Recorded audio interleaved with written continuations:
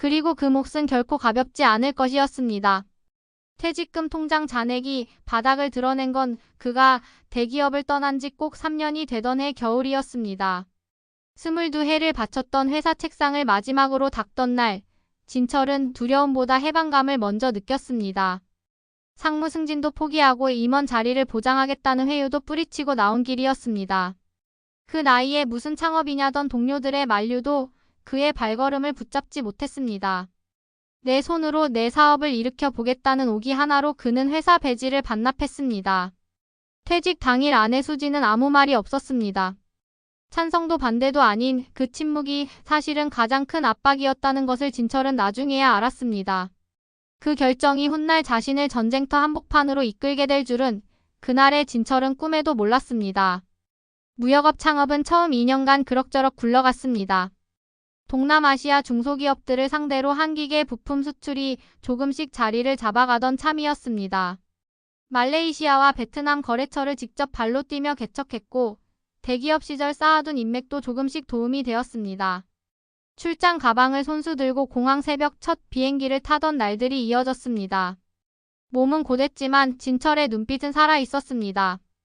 거래처 사장들과 포장마차에서 맥주 한 캔을 나누며 계약서에 도장을 찍던 그 순간들이 진철에게는 회사 생활에서 한 번도 느껴보지 못한 살아있음이었습니다. 그때만 해도 그는 해낼 수 있다고 믿었습니다.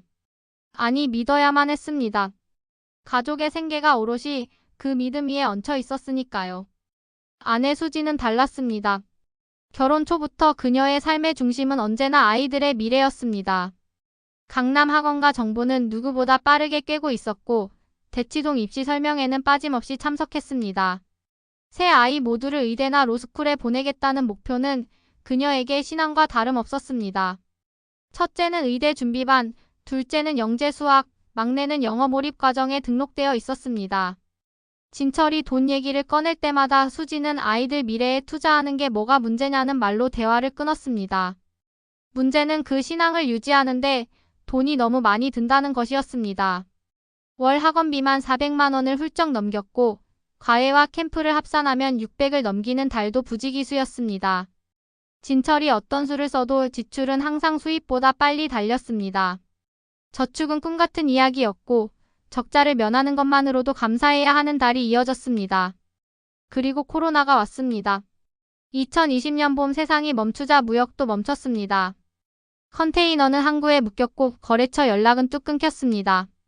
발주가 취소되고 재고는 창고에 쌓였습니다. 한 해에만 진철의 사업은 2억 원 가까운 적자를 냈습니다. 이듬해도 사정은 나아지지 않았습니다.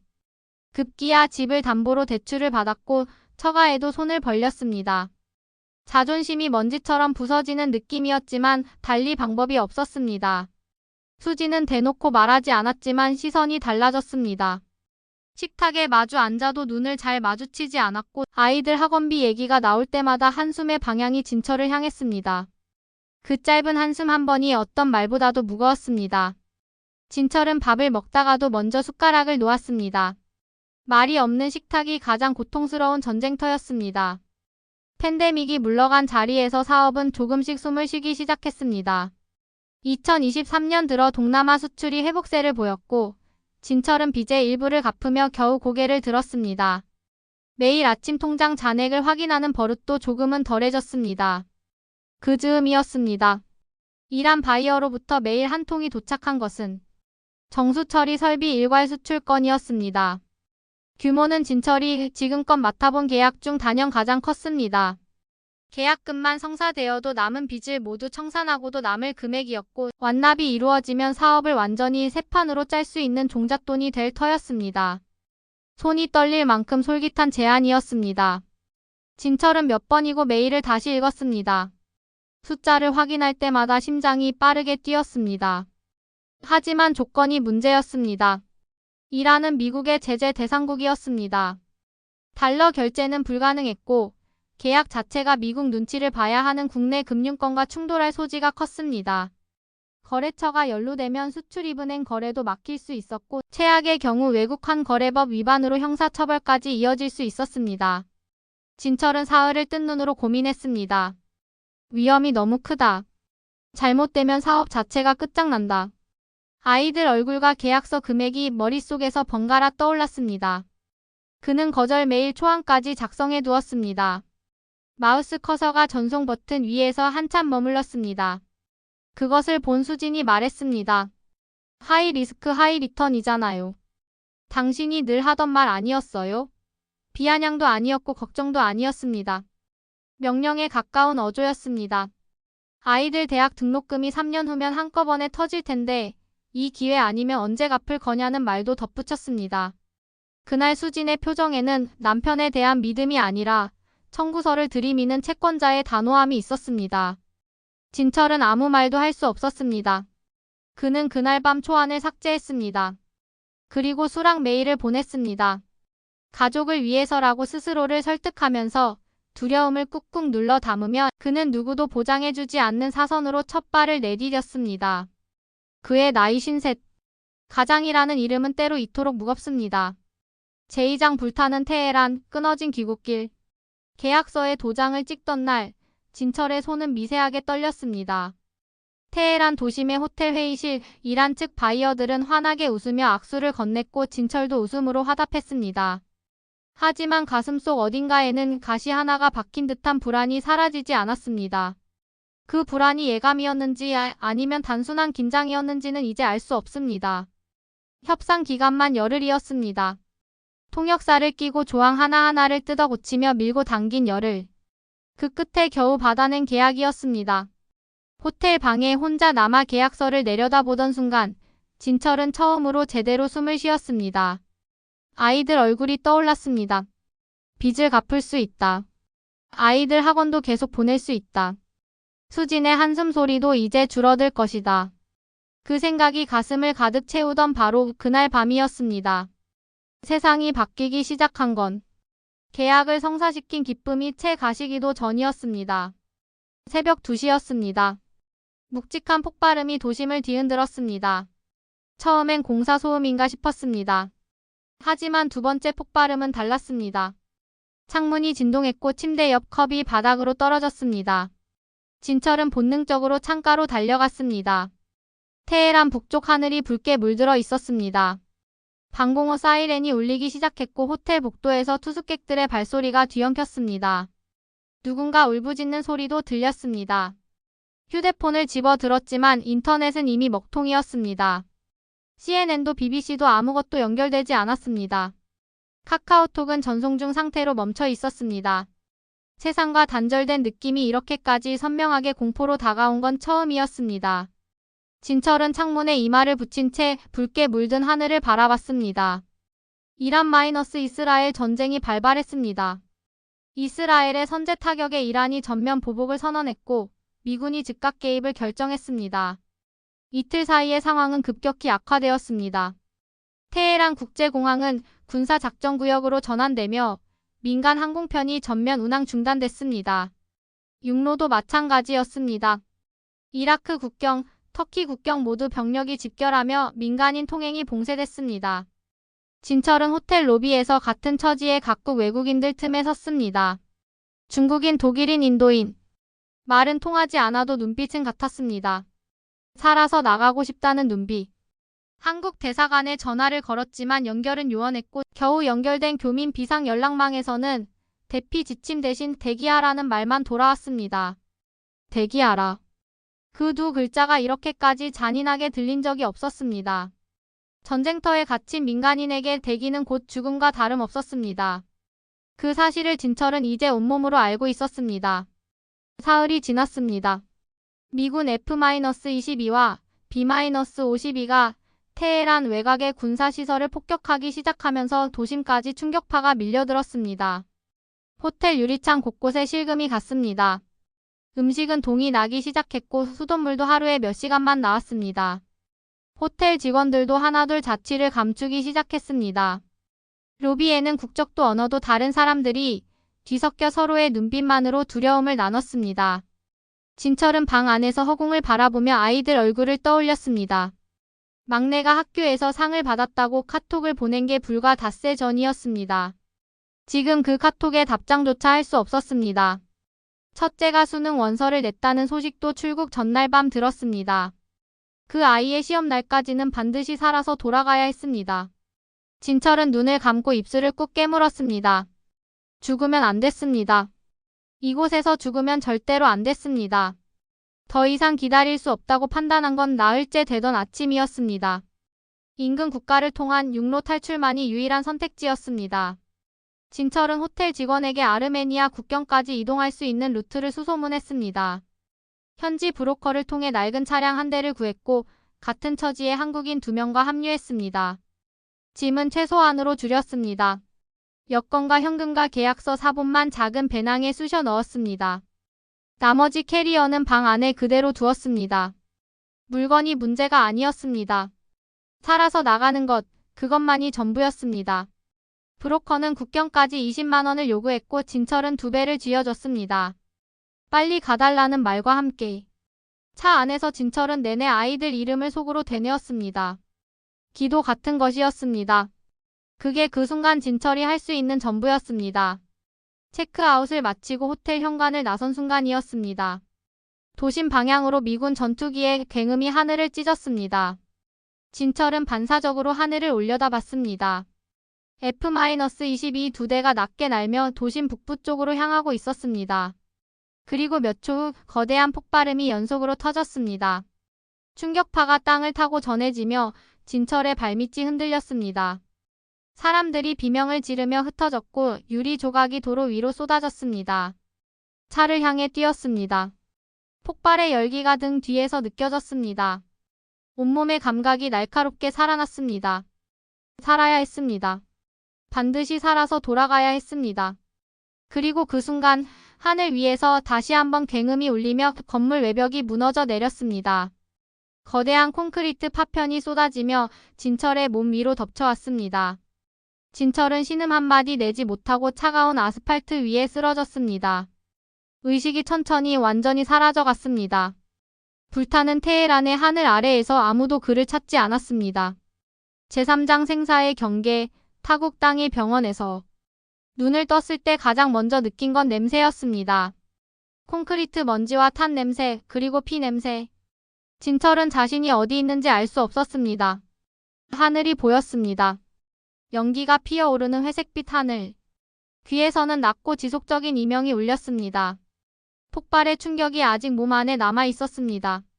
일어서려 했지만 몸이 말을 듣지 않았습니다. 팔을 짚으려 했지만 힘이 없었습니다. 오른쪽 허리 아래에서 무언가 날카롭고 뜨거운 것이 끊임없이 신호를 보내왔습니다. 고개를 겨우 들어 내려다보니 콘크리트 파편 하나가 옆구리에 박혀 있었습니다. 우상복부였습니다. 피가 흥건했습니다. 진철은 소리를 지르려 했지만 목에서 공기만 새어나왔습니다. 잔해 위로 흩어진 유리 조각들이 낮은 햇빛을 받아 빛났습니다. 모든 것이 느리게 움직이는 것 같았습니다. 이것이 죽음의 느낌인지 아니면 살아있는 느낌인지 진철은 알 수가 없었습니다. 그가 발견된 건 2시간쯤 뒤였습니다. 함께 탈출을 시도하던 한국인 2명 중 1명이 잔해 사이에 쓰러진 진철을 찾아냈습니다. 브로커가 데려온 이란 현지인의 도움으로 진철은 인근 민간 병원으로 이송됐습니다. 전쟁 중이었습니다. 병원은 이미 부상자들로 넘쳐났습니다. 복도에까지 들것이 줄지어 있었고 의료진은 쉴 새 없이 뛰어다녔습니다. 아이들의 울음소리가 들렸고 어딘가에서 가족의 이름을 부르는 소리도 들렸습니다. 진철은 응급처치를 받은 뒤 임시 병실로 옮겨졌습니다. 파편은 제거됐지만 폐를 건드렸다는 소견이 나왔습니다.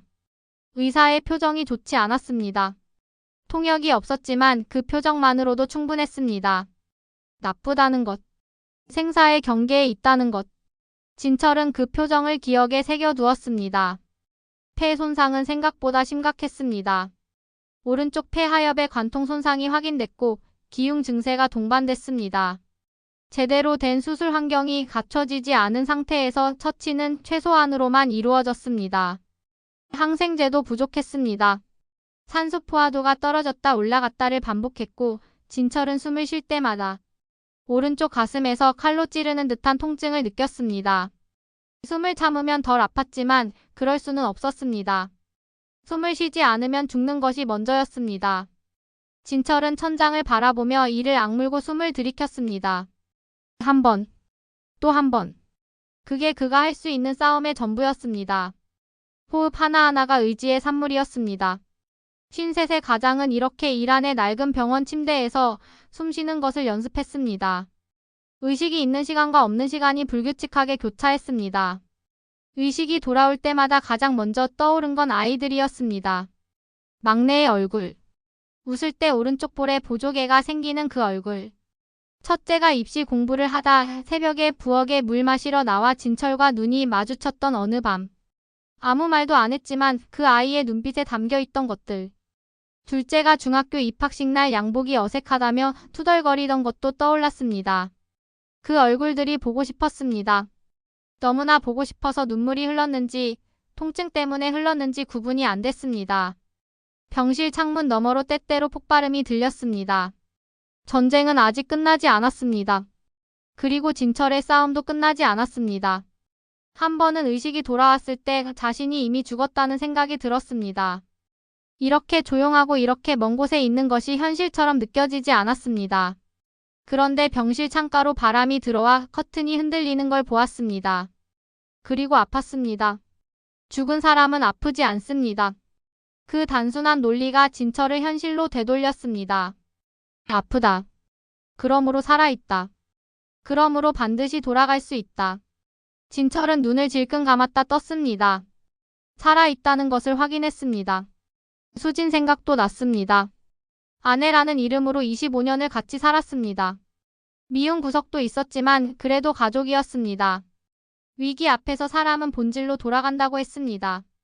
전쟁터 병원 침대에 누운 진철에게 수지는 그저 집에 있는 사람이었고 진철이 살아서 돌아가야 할 이유 중 하나였습니다. 이란에 오라는 결정을 내리게 했던 그 말 하나가 지금 이 상황의 시작이었다는 사실도 알고 있었습니다. 그러나 원망보다 그리움이 먼저였습니다. 다만 죽고 싶지 않았습니다. 아직 해야 할 말이 남아 있었습니다. 아직 전하지 못한 것들이 있었습니다. 그것들이 이 고통 속에서도 진철을 붙들어 놓는 이유였습니다. 고통은 그가 아직 살아있다는 증거였고 살아있다는 건 아직 기회가 있다는 뜻이었습니다. 사흘이 흘렀습니다. 진철의 상태는 고열과 저산소증 사이를 오갔습니다. 체온이 38도를 넘기는 날이 이틀 연속 이어졌습니다. 함께 있던 한국인 한 명은 상태가 나은 다른 루트를 통해 먼저 탈출했습니다. 남겨진 한 명이 진철 옆을 지켰습니다. 그 사람도 언제까지 버틸 수 있을지 알 수 없었습니다. 그는 매일 병원 직원에게 진철의 상태를 물었고 그때마다 돌아오는 대답은 같았습니다. 안정적이지 않다는 뜻의 고개 젓기. 진철은 그 모든 것을 반쯤 뜬 눈으로 듣고 있었습니다. 이 낯선 땅에서 가족도 없이 아무도 모르게 몸이 홀로 싸우고 있었습니다. 살아남으려고. 다시 그 아이들 앞에 서려고. 그것만이 전부였습니다. 그리고 그것만으로 충분했습니다. 아직 할 말이 남아있다고 몸이 먼저 알고 있었습니다. 그리고 그 몸은 아직 버티고 있었습니다. 하루가 지나도 이틀이 지나도 포기하지 않고 끝끝내 살아서 제사장 아내의 의심과 뜻밖의 조력자. 테헤란의 하늘이 불타던 그 시각 서울은 평온했다. 일산의 아파트 거실 커튼 사이로 오후의 햇살이 비스듬히 들어오는 그 공간에서 아내 수연은 소파에 기대어 스마트폰을 내려다보고 있었다. 화면에는 남편 진철이 마지막으로 보낸 메시지가 떠 있었다. 사흘 전이었다. 계약 협상이 마무리 단계에 들어섰다는 짧은 내용이었다. 그 이후로 연락은 완전히 끊겼다. 전화는 연결되지 않았고 카카오톡은 읽히지 않았다. 이란에서 전쟁이 터졌다는 뉴스는 이미 모든 채널을 도배하고 있었다. 미군의 폭격, 불타는 테헤란, 도심 곳곳의 잔해. 뉴스 화면은 같은 장면을 쉬지 않고 반복했다. 그런데도 수연의 얼굴에는 두려움보다 짜증이 먼저 번졌다. 또 무슨 짓을 하고 다니는 거야? 그 생각이 걱정보다 먼저 자리를 잡았다. 남편에 대한 신뢰는 오래전에 이미 바닥을 드러낸 상태였다. 불규칙한 귀가, 짧아진 대화, 돈에 쪼들린 긴 시간. 수연의 눈에 진철은 오래전부터 믿을 수 없는 사람이 되어 있었다. 이란행도 처음부터 달갑지 않았다. 가뜩이나 불안한 나라의 빚까지 져가며 날아간다는 게 이해되지 않았다. 그런 사람이 전쟁통에 연락이 끊겼다. 걱정이 앞서야 마땅한 상황이었다. 하지만 수연의 머릿속에서 먼저 자라난 것은 달랐다. 이란이 아닌 어딘가에서 다른 여자와 있는 건 아닐까? 도망친 건 아닐까? 연락을 일부러 끊은 건 아닐까? 그 의심들이 두려움을 앞질렀다. 그녀는 잠시 고민하다 전화기를 들었다. 연락처를 찾아 누른 곳은 흥신소였다. 걱정이 아니라 의심이 그녀를 움직였다. 유흥인지 불륜인지 아니면 또 다른 무엇인지. 이란에 간다는 것 자체가 거짓말일 수도 있다는 생각이 머릿속에서 자라고 있었다. 이유가 무엇이든 남편이 어디서 무엇을 하고 있는지 확인해야 했다. 사실을 알아야 했다. 그 사실이 어떤 것이든 간에. 흥신소 직원 강 씨는 다음날 이른 아침 카이로 경유편으로 이란행 항공기에 몸을 실었다. 전쟁 중인 나라로 들어가는 것은 쉬운 일이 아니었다. 출국 서류를 꾸미고 현지 연락망을 가동하고 우회 루트를 확인하는 데만 반나절이 걸렸다. 하지만 강 씨는 이런 상황에 단련된 사람이었다. 테헤란에 발을 딛는 순간 도시의 공기가 달랐다. 연기 냄새, 먼지, 그리고 아직 가시지 않은 폭발의 잔열. 거리 곳곳에는 파편이 흩어져 있었고 이동하는 군용 차량들이 먼지를 일으키며 지나쳤다. 도시는 살아있었지만 제 모습이 아니었다. 길 위를 걷는 사람들의 눈빛에는 아직 공포가 가시지 않아 있었다. 어떤 창문에는 총탄 자국이 선명하게 남아 있었고 어떤 골목은 아직도 잔해로 막혀 있었다. 진철의 마지막 위치 신호를 추적해 도착한 곳은 시내 한복판에 반쯤 무너진 건물 인근이었다. 현지 구호 요원들의 도움으로 강 씨는 마침내 진철을 찾아냈다. 그 모습은 차마 보고하기 어려운 상태였다. 우상 복부에 파편이 관통한 채로 응급처치만 받은 몸이 좁고 어두운 공간에 가로누워 있었다. 의식은 들락날락했고 얼굴은 흙과 피로 뒤덮여 있었다. 숨소리가 거칠고 얕았다. 이 상태로 방치된다면 며칠을 버티기 어려울 것이 분명했다. 강 씨는 위치와 상태를 사진으로 찍어 즉각 수연에게 전송했다. 구출 방법도 함께 제안했다. 육로로 국경을 넘어 인접국 공항을 통해 귀국시키는 루트였다. 비용과 위험이 따르지만 가능한 방법이었다. 그러나 수연의 답장은 짧고 냉정했다. 그냥 둬요. 강 씨는 화면을 멍하니 바라봤다. 다시 한번 상태가 얼마나 심각한지, 방치하면 생명을 잃을 수 있다는 것을 구체적으로 전달했다. 폐 손상, 뇌출혈 가능성, 폐혈증 위험. 수치와 단어를 동원해 전달했다. 그래도 아내의 답은 달라지지 않았다. 그 사람 거기서 딴짓하다 다친 거 아니에요? 알아서 하겠죠. 굳이 돈 쓸 필요 없어요. 문장은 짧았지만 그 안에 담긴 것은 짧지 않았다. 수십 달 동안 쌓인 불신, 남편이라는 존재에 대한 무관심, 그리고 어쩌면 이미 다른 계산이 시작된 차가움이 그 짧은 문장 안에 응축되어 있었다. 강 씨는 전화기를 내려놓고 진철을 바라보았다. 좁은 공간에 눕혀진 그 남자는 거친 숨을 이어가고 있었다. 이 사람이 지금 이 순간 자신의 생사가 고작 몇 줄의 문자로 결정되고 있다는 사실을 알고 있을까? 한국의 아파트 소파에서 아내는 지금 무엇을 하고 있을까? 진철의 새 아이는 오늘도 학교에서 돌아와 아빠를 기다리고 있을 것이다. 이 남자가 여기서 죽으면 그 아이들은 어찌 되는 걸까? 강 씨는 한참 동안 망설이다 손에 들린 진철의 소지품 봉투를 천천히 내려다보았다. 이란에 오기 전 진철이 마지막으로 챙긴 것들이 그 안에 담겨 있었다. 지갑, 여권, 구겨진 계약서 사본, 그리고 접힌 메모지 한 장. 무언가에 이끌린 듯 그의 손이 봉투 안으로 들어갔다. 그리고 그 순간 강 씨의 손이 멈췄다. 그의 눈이 천천히 그러나 분명하게 굳어졌다. 봉투 안에는 낡은 신분증 하나가 들어 있었다. 강 씨가 너무도 잘 아는 기관의 것이었다. 국정원 해외정보국. 진철의 과거 소속이 거기 선명하게 새겨져 있었다. 이 사람이 누구인지를 그 작은 증명서 한 장이 말없이 전하고 있었다. 강 씨는 오래 그것을 들여다보았다. 손이 미세하게 떨렸다. 자신도 한때는 그 조직 안에 있었다. 그리고 지금 눈앞에 쓰러진 사람은 그 시절 자신의 직속 선배였다. 잊고 살았던 기억이 불타는 테헤란의 먼지 속에서 되살아났다. 흥신소 직원으로 일한 땅을 밟은 그 남자가 그 자리에서 다른 사람이 되고 있었다. 가야 할 곳이 생겼다. 해야 할 일이 생겼다. 제5장 후배의 결심, 암시장의 약품. 박철수가 김진철을 처음 만난 건 23년 전이었습니다. 국정원에 갓 들어온 박철수는 해외 파트 교육을 받으며 팀 선배들과 처음 얼굴을 익혔습니다. 그중 한 명이 진철이었습니다. 말수가 적고 눈매가 날카로운 사람이었습니다. 처음엔 차갑다고 생각했습니다. 하지만 가까이서 보면 달랐습니다. 후배들 실수를 조용히 덮어주고 위험한 상황에서 제 몸을 먼저 내미는 사람이었습니다. 중동 파견 당시 현지 협력자와 접촉이 틀어졌을 때 박철수를 대신해 나선 것도 진철이었습니다. 그 일로 진철은 손목에 흉터가 생겼습니다. 박철수는 그것을 잊지 않았습니다. 사람은 위기 앞에서 본 모습이 드러난다고 했습니다. 진철은 그 위기에서 후배를 택했습니다.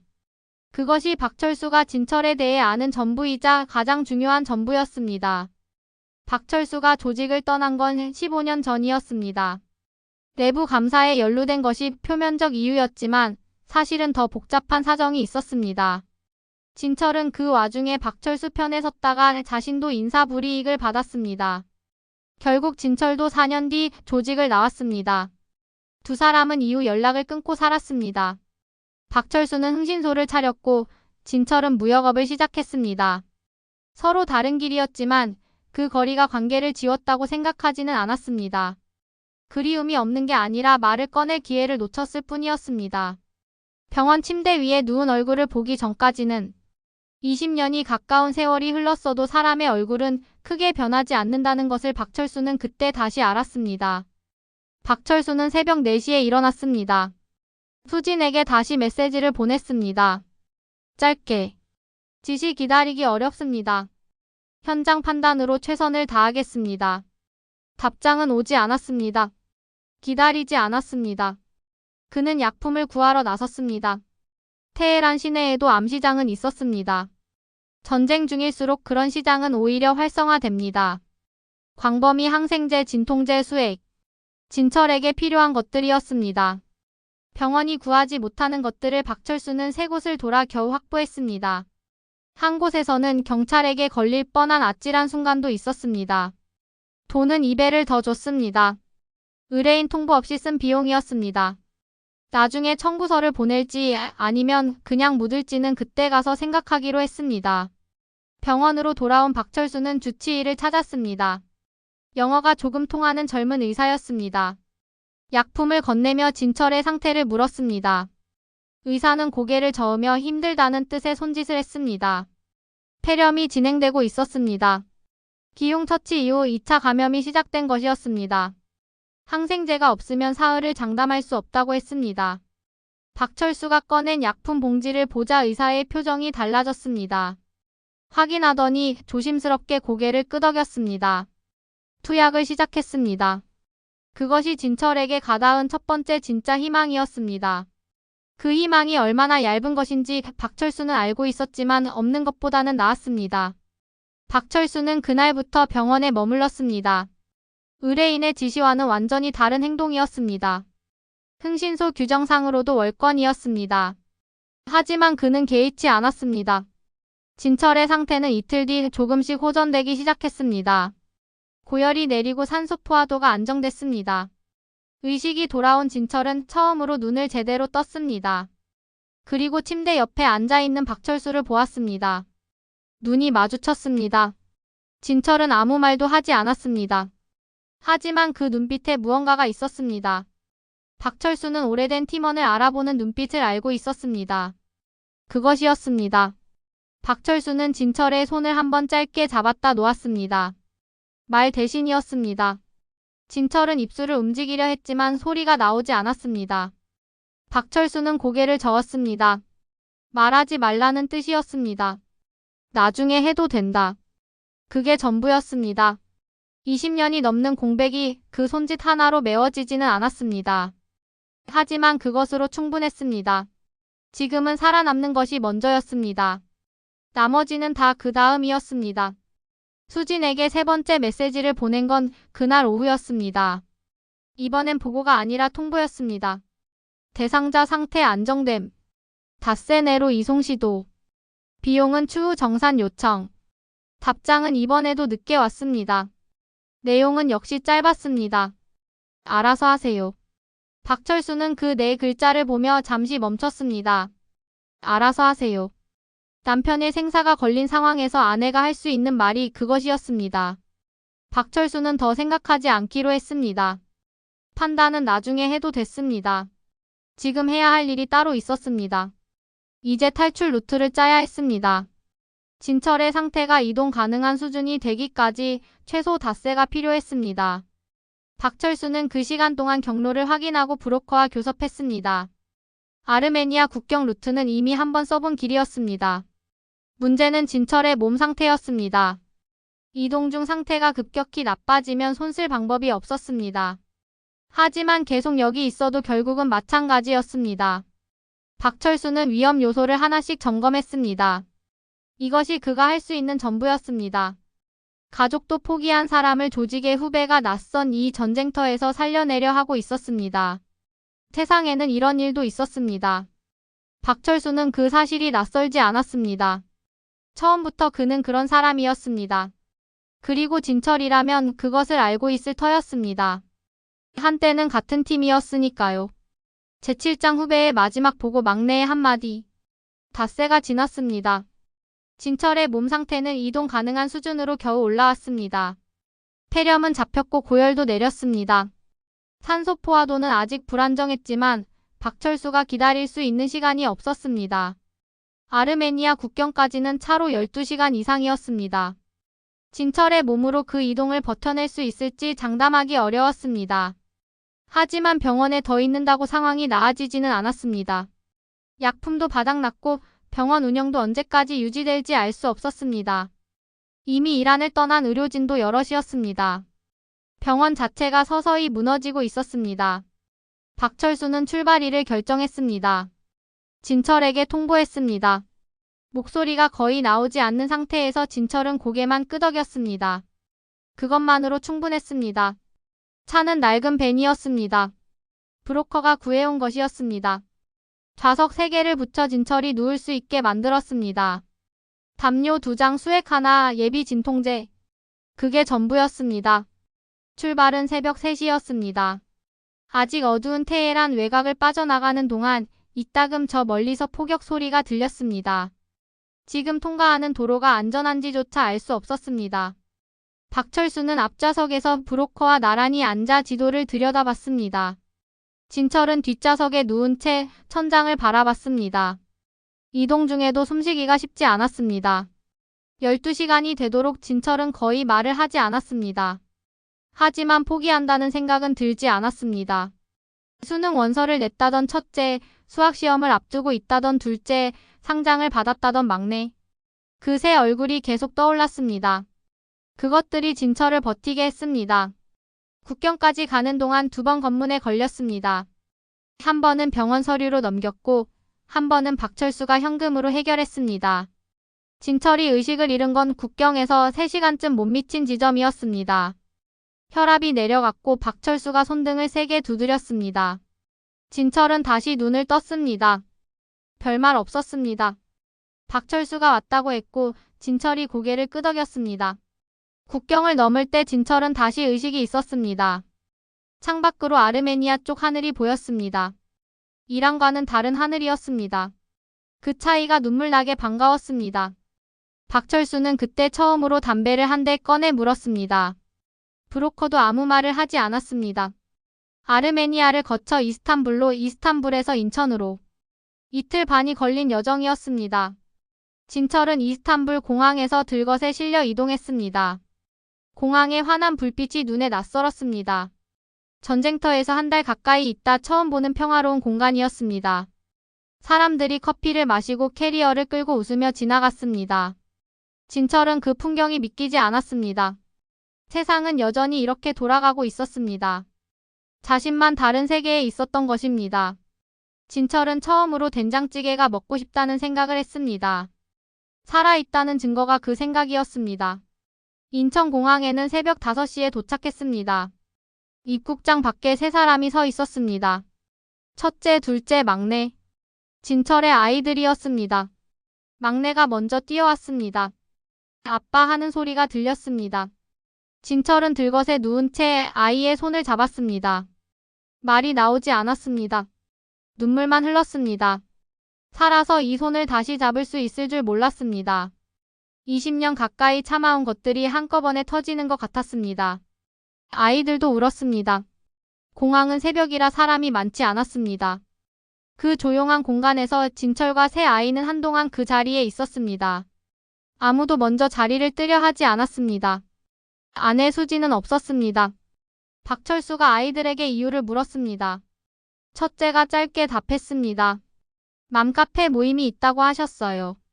박철수는 더 묻지 않았습니다. 아이들도 더 설명하지 않았습니다. 그 자리에서 할 말이 없었습니다. 진철도 더 묻지 않았습니다. 그냥 아이들 손을 잡은 채 있었습니다. 그 손들이 진철을 살아서 여기까지 오게 한 이유였습니다. 지금 이 순간 그것만이 진철에게 전부였습니다. 삼성서울병원 응급실에 도착한 건 아침 6시였습니다. 검사 결과가 나왔을 때 의료진 표정이 심각했습니다. 폐렴 이후 합병증으로 흉곽내 농양이 생겼습니다. 수술이 필요했습니다. 즉시 시행해야 하는 수술이었습니다. 동의서를 써야 했는데 보호자가 없었습니다. 첫째가 대신 서명했습니다. 18살이었습니다. 손이 약간 떨렸습니다. 박철수가 옆에서 함께 서 있었습니다. 서명을 마치고 나서 첫째가 박철수에게 고맙다고 했습니다. 박철수는 고개만 끄덕였습니다. 목이 메어서 말이 나오지 않았습니다. 수술은 4시간이 걸렸습니다. 수술실 밖에서 세 아이가 나란히 앉아 기다렸습니다. 박철수도 함께였습니다. 수지는 수술이 끝날 때쯤 도착했습니다. 맘카페 모임을 마치고 왔다고 했습니다. 아이들은 아무 말도 하지 않았습니다. 수진도 아무 말도 하지 않았습니다. 대신 아이들과 박철수 사이에 거리가 있었습니다. 그 거리는 눈에 보이지 않았지만 분명히 존재했습니다. 수술 결과는 성공적이었습니다. 의사가 안정됐다는 말을 전했습니다. 첫째가 고개를 숙였습니다. 막내가 울었습니다. 박철수는 조용히 병원 밖으로 나왔습니다. 한 달 가까이 버텨온 긴장이 그제야 조금씩 풀렸습니다. 나머지는 이제 진철의 몫이었습니다. 그리고 그 몫은 결코 가볍지 않을 것이었습니다. 제8장 진흙탕 싸움의 끝, 새로운 시작. 진철이 태어난 건 수술 후 3주가 지나서였습니다. 폐 기능은 절반 수준으로 회복됐고 의사는 완전한 회복까지 최소 6달이 더 필요하다고 했습니다. 집에 돌아온 첫날 밤, 진철은 오래 잠을 자지 못했습니다. 익숙한 천장인데 낯설었습니다. 테헤란 병원의 얼룩진 천장이 자꾸 겹쳐 보였습니다. 수지는 방 하나를 치워뒀습니다. 서재였던 방입니다. 진철이 몸을 회복하는 동안 거기서 지내면 어떻겠냐고 했습니다. 배려인지 거리두기인지 알 수 없었습니다. 진철은 그냥 그러겠다고 했습니다. 그때는 싸울 힘이 없었습니다. 아직은 몸을 회복하는 것이 먼저였습니다. 25년을 같이 살아온 사람인데 집안 공기가 낯선 여간보다 더 어색했습니다. 박철수가 찾아온 건 진철이 태어나고 열흘쯤 지났을 때였습니다. 저녁에 혼자 왔습니다. 진철이 현관을 열었을 때 두 사람은 잠시 말없이 서 있었습니다.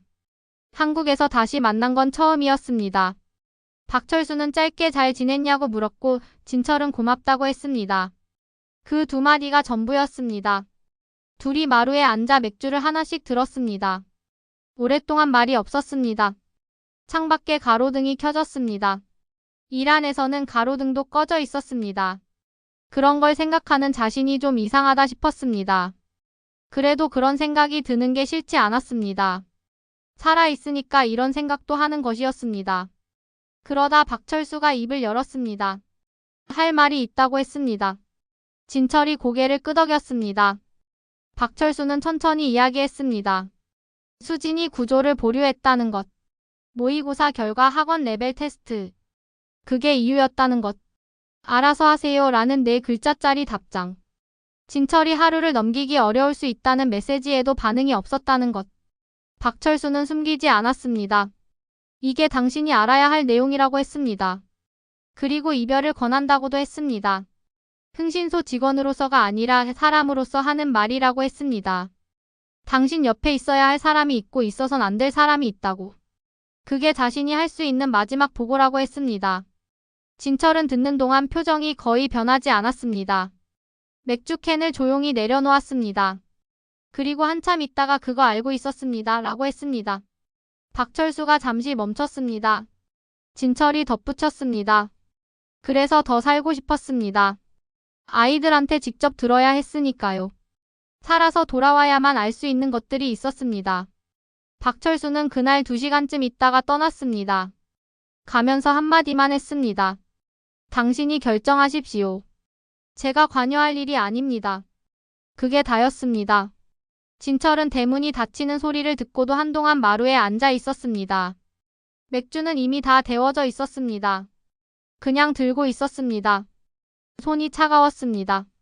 이혼이라는 단어를 처음 머릿속에 꺼내놓은 밤이었습니다. 아직 결정은 아니었습니다. 하지만 처음으로 꺼내놓았습니다. 꺼내놓고 나니 오히려 숨이 조금 더 쉬어졌습니다. 그날 밤 진철은 서재 창문을 열어두고 누워 있었습니다. 바람이 들어왔습니다. 일 안에서 죽어가던 밤들이 떠올랐습니다. 그때 하고 싶었던 말들, 전하지 못할 수도 있다고 생각했던 말들. 그 말들이 여전히 마음 안에 남아 있었습니다. 하지만 수진에게 할 말은 이제 없었습니다. 아이들에게 할 말은 아직 많았습니다. 그 차이가 분명했습니다. 살아 돌아온 이유가 있다면 그것이었습니다. 다음날 저녁 진철은 막내를 불렀습니다. 세 아이 중 가장 어렸지만 가장 말이 없는 아이였습니다. 둘이 마루에 나란히 앉아 TV도 켜지 않고 그냥 있었습니다. 막내가 아빠 곁에 가만히 앉아있는 모습이 낯설었습니다. 이 아이가 공항에서 먼저 뛰어오던 아이였습니다. 아빠 하고 불렀던 그 아이. 진철이 먼저 물었습니다. 아빠 어떻게 해야 할 것 같아? 막내가 잠깐 생각했습니다. 그리고 답했습니다.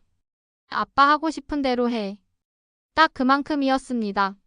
조언도 아니었고 감정도 없었습니다. 하지만 그 한마디가 진철의 무언가를 건드렸습니다. 25년 결혼 생활 동안 그렇게 말해준 사람이 없었습니다. 막내가 다시 말했습니다. 아빠가 살아서 돌아온 거잖아. 그 말이 맞았습니다. 진철은 살아 돌아왔습니다. 그러면 살아있는 사람처럼 살아야 했습니다. 두 사람은 그날 밤 꽤 오래 마루에 앉아 있었습니다. 아무 말도 없이. 그냥 옆에 있었습니다. 막내가 먼저 들어가면서 짧게 말했습니다. 잘 자. 그게 다였습니다. 진철은 그 말이 오랫동안 귓속에 남았습니다. 아이가 아직 어렸고 진철이 그동안 많이 없어져 있었다는 걸 알았습니다. 일 안에 가 있던 시간, 병원에 있던 시간.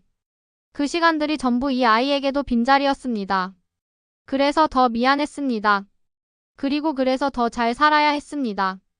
진철이 변호사에게 전화한 건 그로부터 사흘 뒤였습니다. 이혼 소송 의뢰였습니다. 상담은 짧았습니다.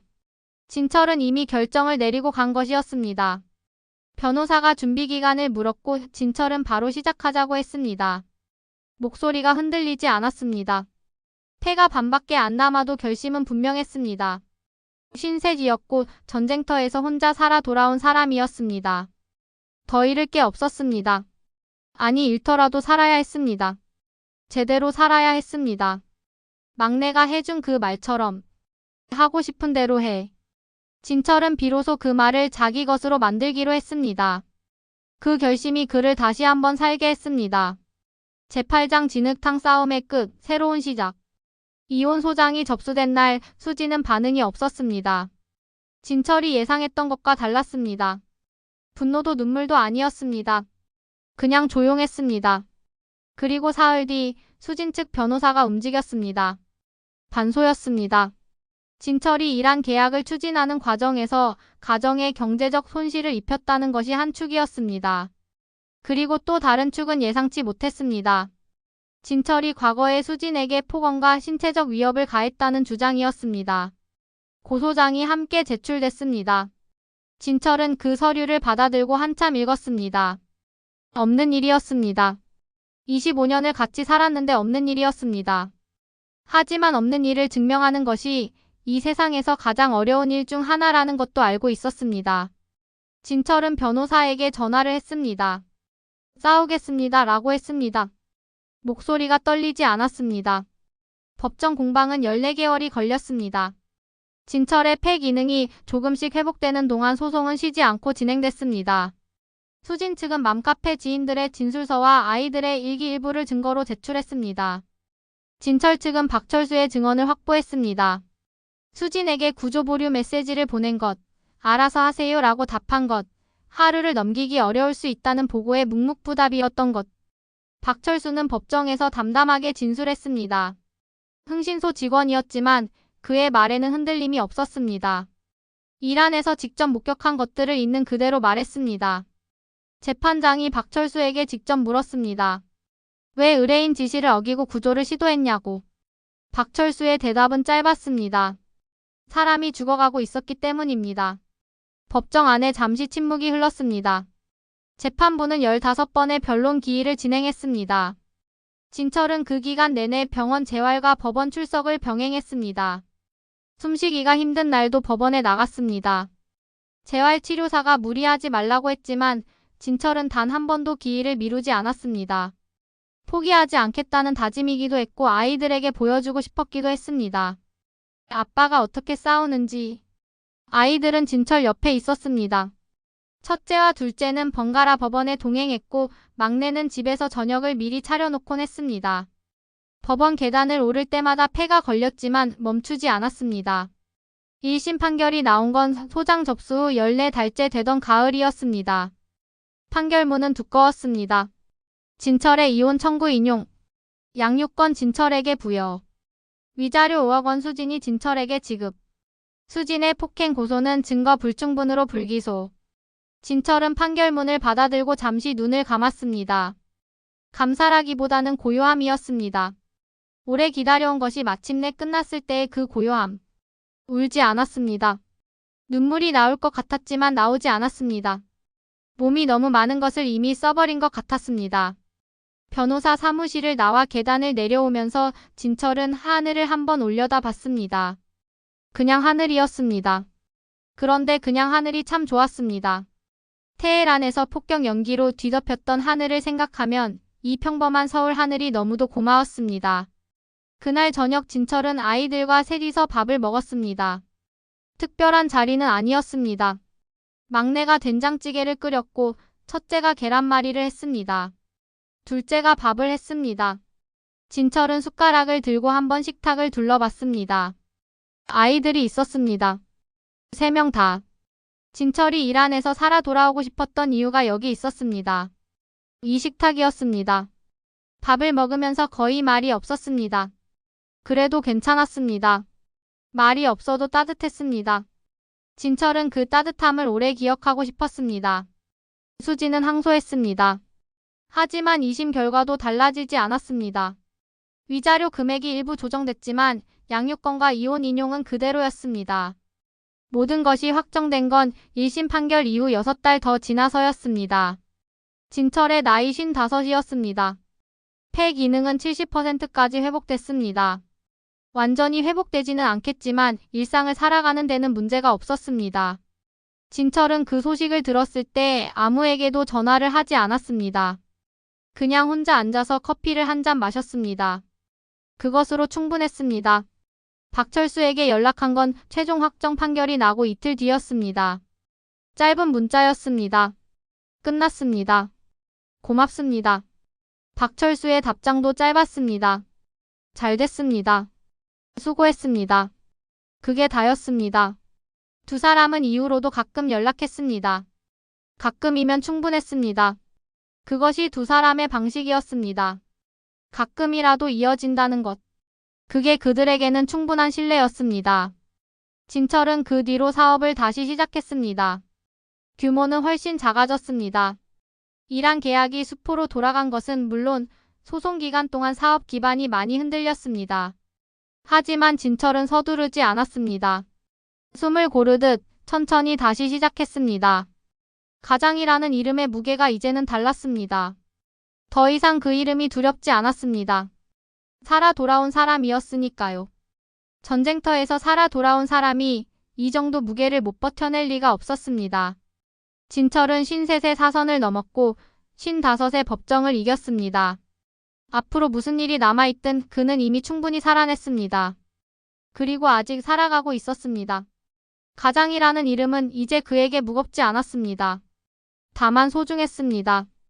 그게 달라진 전부였고 그게 전부였습니다.